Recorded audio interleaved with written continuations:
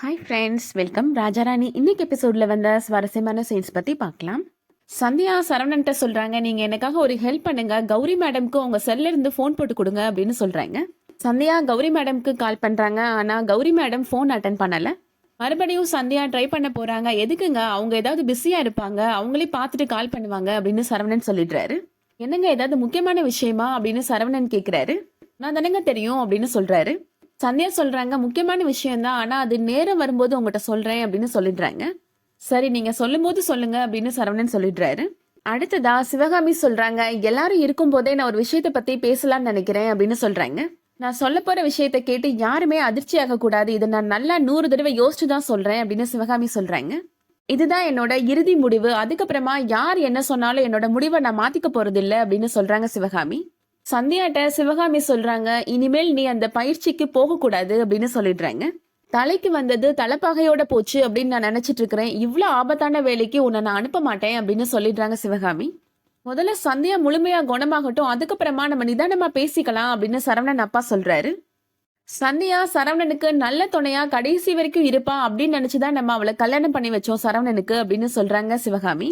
போற போக்க பார்த்தா அதெல்லாம் நடக்காது போல அப்படின்னு சொல்றாங்க. சந்தியாவுக்கு ஏதாவது ஒண்ணுனா சரவணனால கண்டிப்பா தாங்கிக்கவே முடியாது அப்படின்னு சிவகாமி சொல்றாங்க.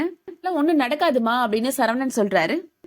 நீங்க எதையும் கற்பனை பண்ணி பேசாதீங்கம்மா அப்படின்னு சொல்றாரு.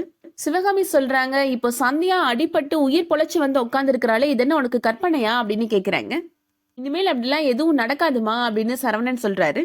நீ என்ன அவளோட பாடி கார்டா, அவ போற இடத்துக்குலாம் கூடவே உன்னால போக முடியுமா அப்படின்னு சிவகாமி கேக்குறாங்க. சந்தியா பயிற்சிக்கு போக கூடாது, இதுதான் என்னோட இறுதி முடிவு அப்படின்னு சிவகாமி சொல்லிடுறாங்க. அர்ச்சனா மனசுல நினைக்கிறாங்க, ஏதோ மழை பெஞ்சு ஓஞ்ச மாதிரி இருக்கு, இனிமே சந்தியா போலீஸ் ஆக முடியாது அப்படின்னு நினைக்கிறாங்க. சரவணன் சொல்றாரு, அம்மா நீங்க பட்ட கஷ்டத்தெல்லாம் பார்த்து ரொம்ப பயந்து போய் பேசுறாங்க, இதை பார்த்துலாம் நீங்க கவலைப்படாதீங்க அப்படின்னு சொல்றாரு. நான் அப்புறமா அவங்ககிட்ட பேசிக்கிறேன் அப்படின்னு சரவணன் சொல்றாரு. எனக்கு என்னவோ அத்தை மனசு மாறுவாங்கன்னே எனக்கு தோணல, அவங்க அவ்வளவு ஸ்ட்ராங்கா பேசிட்டு போறாங்க அப்படின்னு சந்தியா ரொம்ப ஃபீல் பண்றாங்க. நீங்க கவலைப்படாதீங்க, நான் கண்டிப்பா அம்மாட்ட பேசிக்கிறேன் அப்படின்னு சரவணன் சொல்றாரு. அடுத்ததா செந்திலுக்கு பரந்தாமன் கால் பண்றாரு. இந்த தேர்தல் முடிஞ்சோடனே எல்லாரும் உங்க வேலையை பார்க்க போயிட்டீங்க, இந்த கணக்கு வழக்கெல்லாம் பார்க்க வேண்டியது இருக்குப்பா அப்படின்னு சொல்றாரு. அதெல்லாம் வழக்கம் போல நீங்களே பாத்துருங்க தலைவரே அப்படின்னு சொல்றாரு செந்தில். கணக்கு வழக்கெல்லாம் இருக்கட்டும், என்ன பார்க்க கூட வரமாட்டியா அப்படின்னு அவர் கூப்பிடுறாரு. அவ்வளவுதானா அப்படின்னு சொல்றாரு. கண்டிப்பா உங்களை பார்க்க வரேன் தலைவரே அப்படின்னு சொல்லிடுறாரு செந்தில். செந்தில் மனசுல நினைக்கிறாரு, கணக்கு பாக்குறதுக்காக தலைவர் எதுக்கு நம்மள கூப்பிடுறாரு, நமக்கும் இதுக்கும் சம்பந்தமே இல்லையே அப்படின்னு நினைக்கிறாரு. பரந்தாமனை பாக்குறதுக்காக செந்தில் இப்ப அவங்க வராரு. உன்னை ஜெயிக்க வைக்கிறதுக்காக நான் 50 லட்சம் ரூபாய் செலவு பண்ணிருக்கிறேன், இப்ப நீ தோத்து போயிட்ட, அந்த பணத்தை யார் எனக்கு திருப்பி கொடுப்பாங்க அப்படின்னு பரந்தாமன் கேக்குறாரு. என்ன தலைவரே ஏன்ட்டு கேக்குறீங்க அப்படின்னு செந்தில் கேக்குறாரு.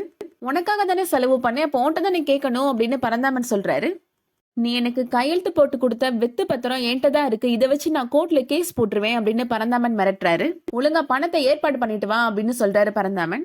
அர்ச்சனா அவங்க குழந்தைய மயில்கிட்ட கொடுத்துட்டு ஒரு 10 நிமிஷம் பாத்துக்கோ, நான் பக்கத்து வீடு வரைக்கும் போயிட்டு வந்துடுறேன் அப்படின்னு சொல்லிட்டு போறாங்க. அர்ச்சனா பக்கத்து வீட்டு குழந்தைய தூக்கிட்டு வராங்க. என்னம்மா குழந்தைய கையோட தூக்கிட்டு வந்துட்டீங்க அப்படின்னு மயில் கேக்குறாங்க.